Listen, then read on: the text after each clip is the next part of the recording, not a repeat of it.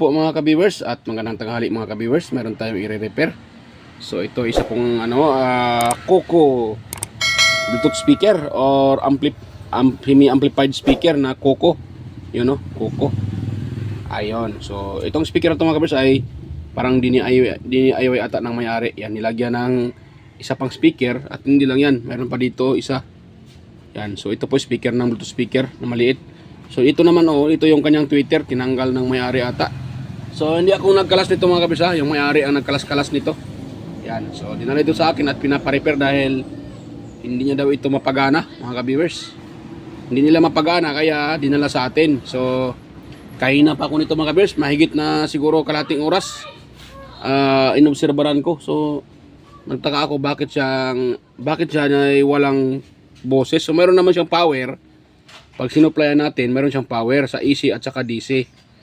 Nga lang problema niya, wala siyang tawag diyan, signal. Yan, kaya pag ginagano natin dito, dapat ito pag ginagano dito sa kanyang pihitan or kahit diyan sa mga na yan or dito saan yung signal niya ay dapat yan ay maingay yan. Pero wala. Yan, so titest natin siya mga kabirsa. Yan. Yan, so bago pa tayo mag-start dyan, sa mga baguhan pa lang or bago pa lang sa aking YouTube channel, huwag niyo pong kalimutang mag-like, mag-share at mag-subscribe mga ka-viewers. Pakipindot na rin yung bell button dyan sa taas at ilagay sa all para automatic kayo po ay manotify kaagad sa mga video tuwing tayo nag-upload. So yan, start tayo dito mga ka-viewers. So kanina pa ako mga ka-viewers ay siguro ay mahigit na kalating oras. So inobserbaran ko siya dahil nga ay wala siyang boses. So chinik up ko naman yung kanyang yung kanyang speaker ay meron namang 4 ohms na kuha. So ibig sabihin buo yung speaker. Yan nagre-red siya. Yan, pero walang boses. So ano nang ginagawa ko mga ka-viewers ay hindi ko agad na yung problema niya. Yan, so yung naman ito, una kasi nakita ko ito, yung switch niya naka-jumper, siguro tanggal siguro yung switch na sira. So ginamper na lang para magkaroon ng connection or continuity. So yan. So dito yung mga ka-viewers ay medyo natagalan ako dahil inisa-isa ko. Yan, hindi ko sana kukunan ng video. So tinay ko na ng kunan para malaman din sa iba or sa ninyo na meron kayong ganitong klaseng speaker na ayaw tumunog. Yan. Pero buo naman siya dahil yan, tanggalin ko muna. Kuha tayo ng tester. Sana yung tester kung pinaka bagtik na tester. Yan, so mayroon tayong tester mga ka-viewers at ititest natin yan para malaman natin yung problem nitong na to. Yan, pakita ko sa inyo na buo yung kanyang speaker. Yan. So, try natin kuna ng ohms value yung kanyang speaker. Yan, so dito tayo. So ito yung kanyang speaker mga ka-viewers. So ito yung speaker niya. Kasi itong isa sa sa Twitter. So ginawa ng may-ari, pinagjampiran pa nilagyan na ng ginamit niya. Hindi na Twitter kundi speaker na maliit. At dalawa nilagay. So nakaparallel yan. So ito, nung tinis ko kanina, yan nakakuha ako dito ng 4 ohms mga ka-viewers. Yan Yan. Ay, wala Bakit wala?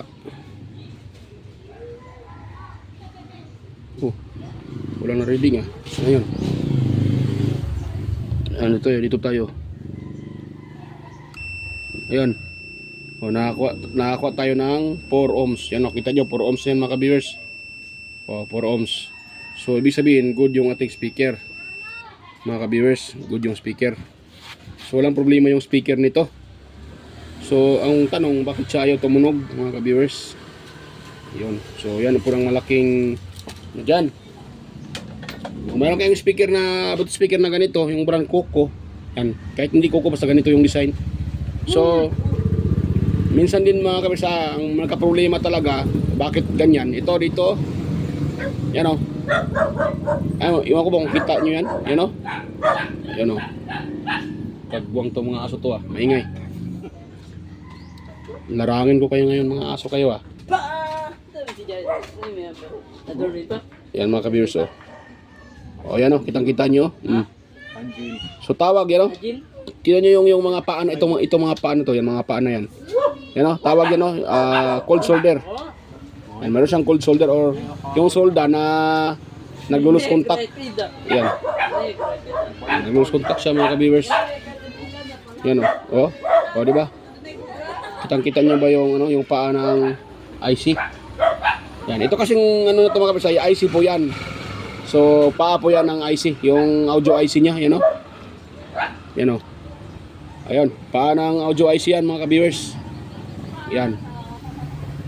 Ayun, paa ng audio IC. So, kung nakita nyo yan ayan. Cold shoulder. Yung parang yan parang umangat yung mga paa ng yung saan sinusulda, yung sulda umangat Yung kita nyo ba? Yan di ba? Yan yung parang may bilog-bilog, yan umangat siya. So kaya pala wala siyang sounds dahil umangat yung paa ng IC, yung audio IC. So kaya walang signal na tawag dyan, nakakapasok sa IC dahil nga ay ayun, umangat yung paa. Kaya walang kahit anong lagay mo sa kanya ng hindi yan talaga. Tingnan nyo pakita ko sa inyo. Ito 12 volts to power supply. Yan. So yan Pero pag ito ay didiinan ko, didiinan ko didiinan ko tapos ilagay ko ulit itong na to. Yan Yan. Di ba? Narinig nyo? Yan. Yan ko ulit Yan This device is ready to pair. Yan, nawala pag binitawan. Bitawan ko tapos salpak ulit tong power supply. Yan makita nyo lang na pumipitik-pitik yung ilaw pero walang sounds. Pero pag yan po ay didiinan ko, magkaroon siya ng boses. Yan, tingnan nyo ito, salpak ko ulit. Tapos itulak ko ito. This device is ready to. Di ba? Ready to fail daw. So yun, mga ka-viewers, yun pala ang problema. So hindi ko akalain na yun pala ang problema. Akala ko ay may problema na yung pinaka-IC. So sabi ko kanina, patay. Pag IC ang problema, medyo mahirapan dahil walang binabenta na ganitong IC dito sa amin. Yan ibang klaseng IC yan. So pwede naman siguro maghanap ako ng mga galing sa junk, yung bunot lang lagay dyan, pero hindi ako sure kung makahanap ako ng katulad nitong IC na to. Maganda pa naman yung kanyang IC maganda yung maganda pag ganyang IC kasi maganda yan. Matibay yan kumpara sa yung IC na nakadikit dito. Pangit yun, yung nakadapa. Yung tawag nila, kaurit na rin ng mga SMD. Yung IC na yun, yung maraming paa na nakadapa dito sa board. Ito kasi nakadikit sa heatsink. Meron siya sariling heatsink. At matibay yung ganyang IC mga ka-viewers yan. So dito tayo. Huwag na tayo dyan para matapos tayo dito. So yan. Try kong isolda yung mga paa na yan mga ka-viewers Isolda ko, pakita ko sa inyo. Kung paano isolda yan. Agoy, ingay ng motor. Sus. Parang gusto mag-racing Ingay. Parang sa kanila yung kalsada. Yan, so yan. Gawin na, pag ganito yung speaker nyo mga kabis, ang gawin nyo lang ay hinangin nyo lang siya. Resolder nyo uli para magkaroon ng contact yan. Kaya ko ito binibidyo para malaman nyo mga kabis na pag ganyan, try nyo muna check up yung IC, yung paa ng audio IC. Yan, check up nyo pag ganitong IC kasi dahil magagalaw-galaw ito, pag magalaw-galaw ito, mayroon siyang heatsink, may tendency talaga na mahihiwala yung yung paa doon sa pinagsusoldahan. Yan, magtawag diyan cold shoulder. So kailangan nating kailangan nating soldahin yan ulit para magkaroon ng contact.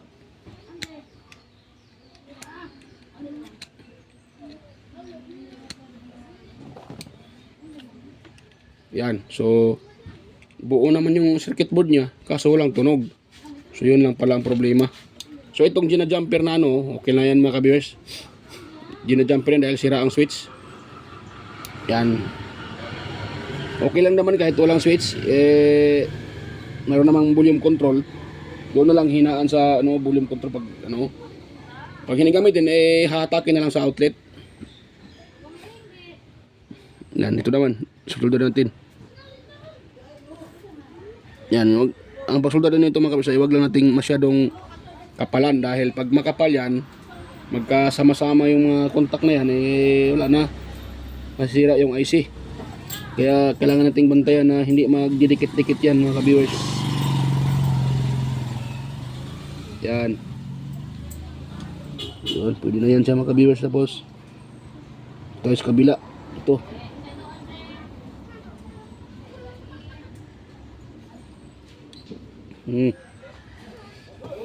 Yun, dumikit na.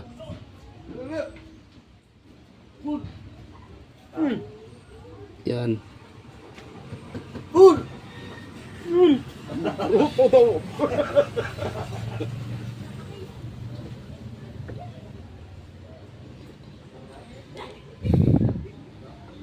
Yan, so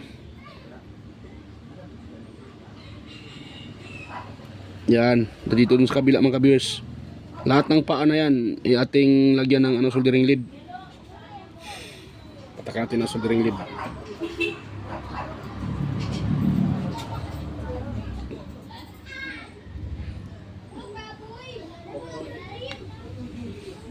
Yan, so napatakan na lahat mga ka-viewers. At check up natin na kailangan walang nagkadikit-dikit dyan. So kuha lang tayo ng tawag dyan, kuha tayo ng toothbrush mga ka-viewers. At ganoon natin siya. Yan, ganoon natin. Medyo madumi pala itong brush ko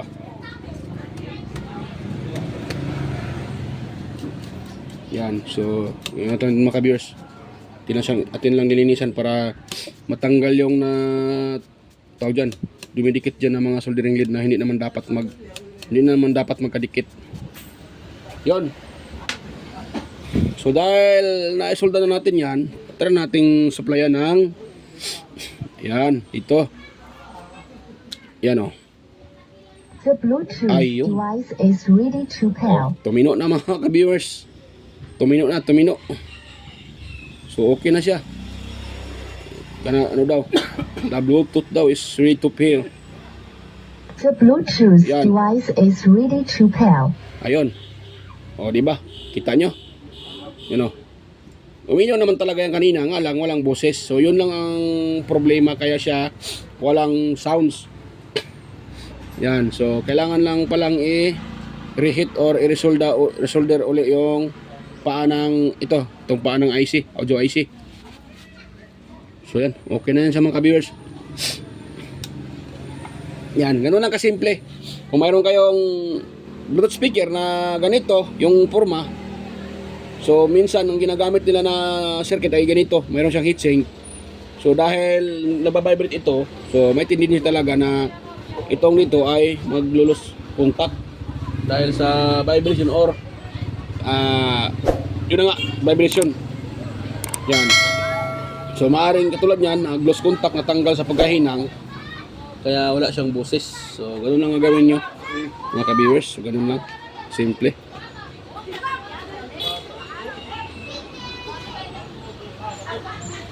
Yan. So yan mga ka-viewers, dahil okay na yan. Yan. So yan. Bago tayo magtapos nito ay mega loud shoutout sa inyong lahat mga ka-viewers, sa mga silent viewers, organic viewers. Ayan, sa mga nanonood sa aking mga upload kay Sir John Santiano na napaka-supportive. Ayan, mega loud shoutout po Sir John. At sa iba na rin. Sino pa yung iba? Sana yung aking listahan. Ayan. Ito pala yung listahan. Ayan. So, mamaya ko na ito i-assemble. Dahil okay naman yan, mamaya ko na-assemble yan mga ka-viewers. Wait lang ha.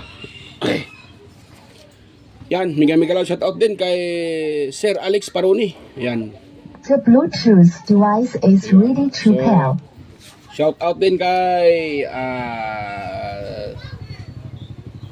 Sir Florindo Isidro, yan.